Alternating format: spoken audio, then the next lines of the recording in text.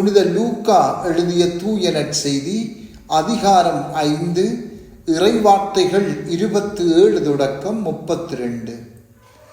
அக்காலத்தில் இயேசு சுங்கச்சாவடியில் அமர்ந்திருந்த லேவி என்னும் பெயருடைய வரி தண்டுபவர் ஒருவரை கண்டார். அவரிடம், என்னை பின்பற்றி வா என்றார்.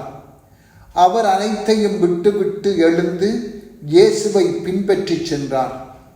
இந்த லேவி தன் வீட்டில் அவருக்கு ஒரு பெரிய விருந்து அளித்தார்.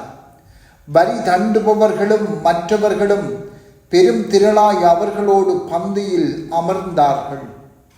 பரிசேயர்களும் அவர்களைச் சேர்ந்த மறைநூல் அறிஞர்களும் முணுமுணுத்து இயேசுவின் சீடரிடம், வரி தண்டுபவர்களோடும் பாவிகளோடும் சேர்ந்து நீங்கள் உண்பதும் குடிப்பதும் ஏன் என்று கேட்டனர்.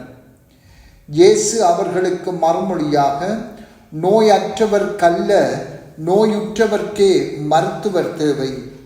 நேர்மையாளர்களை அல்ல பாவிகளையே மனம் மாற அழைக்க வந்தேன் என்றார். சிந்தனை: லேவி நல்லதொரு வாழ்வை வாழ்ந்து கொண்டிருந்தார். நன்றாக உழைத்து பணம் சம்பாதித்தார். வரி தண்டுபவராக ஒரு நிலையான தொழிலை செய்து கொண்டிருந்தார். ஆனால் உடனே அனைத்தையும் விட்டுவிட்டு இயேசுவை பின் செல்லலானார். அவருடைய வாழ்வு உடனடியாக நன்மைக்காக மாறியது. லேவியின் அழைப்பு ஒரு சிறிய நிகழ்வாக காட்டப்படுகிறது.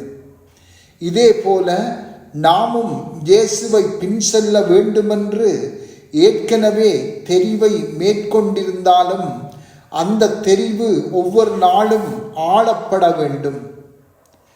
இதை செய்ய லேவியின் சாட்சியம் எமக்கு பெரும் உந்துதலாக இருக்க வேண்டும்.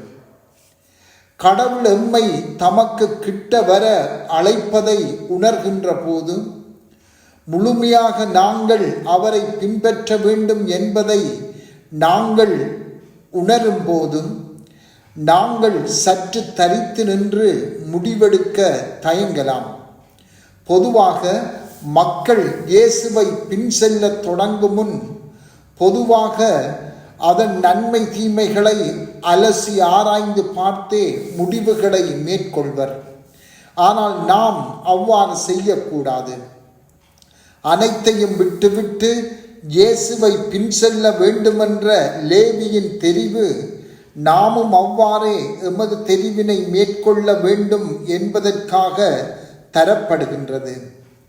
லேவியின் அழைப்பின் அடிப்படையை நாமும் பின்பற்ற இயேசு எவ்வாறு இன்று எம்மை அழைக்கின்றார்? முழுமையாகவும் அன்போடும் பணி செய்ய நாம் எது எல்லாம் விட்டுவிட வேண்டும் என்று இயேசு அழைக்கின்றார். லேவியைப் போல அனைத்தையும் ஒட்டுமொத்தமாக விட்டுவிட்டு முழுமையாக முழு உள்ள அர்ப்பணிப்போடு இயேசுவை பின்பற்ற விரும்புகின்றோமா? லேவியின் அழைப்பை இன்று சிந்திப்போம். தவக்காலத்தை தொடங்கும் இவ்வேளையில் லேவியின் அழைப்பையும் அவர் அளித்த உடனடியான சாதகமான பதிலையும் மாதிரியாக கொண்டு இயேசு எம்மை அழைப்பதையும் உணர்ந்து கொள்வோம்.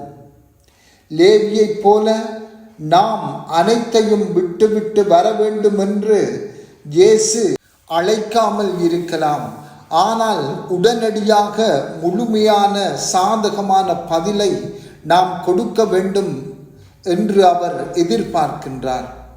எந்த விதமான நிபந்தனையும் இல்லாமல், எந்த விதமான தாமதமும் இல்லாமல் பதிலளிக்க நாமும் முன்வர வேண்டும். செபம்.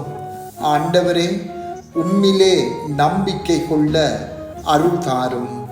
ஆமென்.